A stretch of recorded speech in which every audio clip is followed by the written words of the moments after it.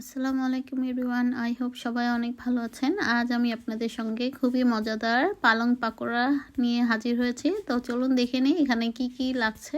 তো এখানে আমি পালং শাক নিয়েছি 2 মুঠোর মতো, আর পেঁয়াজ কুচি নিয়েছি হাফটা, আর কাঁচামরিচ নিয়েছি 4টি, ধনে পাতাও সামান্য একটু দিয়েছি। তো এখানে আমি আরও নিয়েছি যা যা, এখানে হচ্ছে চিড়া আছে হাফ কাপের মতো, এগুলোকে আমি প্রথমে ধুয়ে নিয়েছি। আর এখানে দিয়ে দিচ্ছি চাউলের গুঁড়ো হাফ কাপ, আর বেসন দিব 2 টেবিল স্পুনের মতো। আপনারা চাইলে পরিমাণটা বাড়িয়ে কমিয়ে দিবেন আপনাদের বাসার মানুষ অনুযায়ী। তো আমরা তো 2 জন মানুষ, তো সেই অনুযায়ী বানাচ্ছি, তারপরেও এখানে যথেষ্ট হয়েছে। তো এখানে আমি চিলি ফ্লেক্স দিয়ে দিচ্ছি, আর সল্ট, আর সামান্য 1 টেবিল স্পুনের একটু কম আমি সুগার অ্যাড করেছি, আস্ত জিরা অ্যাড করেছি। আর প্রথমে আমি আদা রসুন দিয়েছি হাফ টিস্পুনের মতো। এখন দিয়ে দিচ্ছি গুঁড়া মশলার মধ্যে হচ্ছে এখানে ধনে আর জিরা এবং মরিচ পাউডার, হলুদ পাউডার, সব কিছুই আমি হাফ টিস্পুনেরও একটু কম করে দিয়েছি। আর এখানে আমি টোটাল 2টো ডিম অ্যাড করেছি। আপনারা চাইলে পুরো ডিম দিয়েও করতে পারেন, বা ডিম ছাড়া শুধু পানি দিয়েও কিন্তু এটাকে অ্যাড করতে পারেন। তো ডিম দিয়ে করলে একটু বেশি ভালো হয়।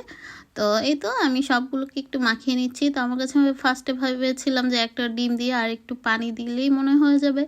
তো পরে ভাবলাম যে না, আরেকটা ডিম দিয়ে দিই, তো আরেকটু ভালো বেশি হবে। তো আমি লাস্টে আবার আরেকটা ডিম অ্যাড করেছিলাম।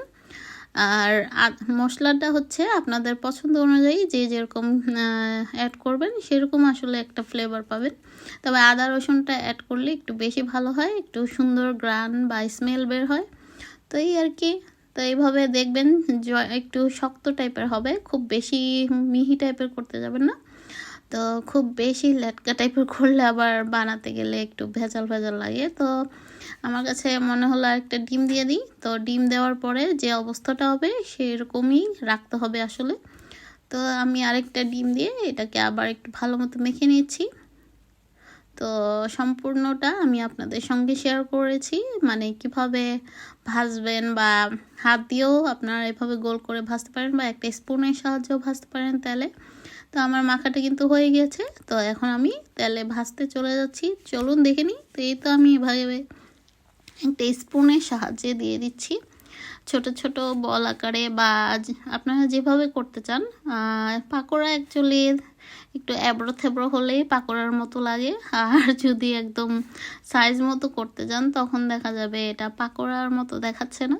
তো একটু টেরে মেরে বা আঁকাবাঁকা হলে এটাকে পাকোড়ার মতোই লাগে। আমি যদিও অত সুন্দর টেরে মেরে করতে পারিনি, তারপরেও চেষ্টা করেছি যে পাকোড়ার মতোই যেন দেখা যায় শেপটা। তো আপনারা এভাবে বাসায় অবশ্যই ট্রাই করে খেয়ে দেখবেন, খুবই সুস্বাদু। এটা বাসায় কোনো গেস্ট আসলে ঝটপট বানিয়ে ফেলতে পারেন যদি হাতের কাছে ইনগ্রিডিয়েন্টসগুলো থাকে। আর যদি পালং শাকটা না থাকে বাসায়, তাহলে আপনারা শুধু পেঁয়াজ মরিচ দিয়েও কিন্তু এই পাকোড়াটা বানাতে পারেন, বা অন্য কোনো ভেজিটেবল যেমন পুঁই শাক দিয়ে করতে পারবেন। তো এই তো। আর নিজেরাও বাসায় অবশ্যই খাবেন, খেয়ে অবশ্যই জানাবেন কেমন হয়েছে আমার পাকোড়াটা। আমার তো খুবই ভালো লেগেছে, এবং খুবই সুন্দর একটা স্মেল বের হয়েছে। তো আমার সবগুলো পাকোড়া একে একে হয়ে গিয়েছে। তো আমি এখন একটা প্লেটে নিয়ে সার্ভ করে দেখাচ্ছি যে কেমন।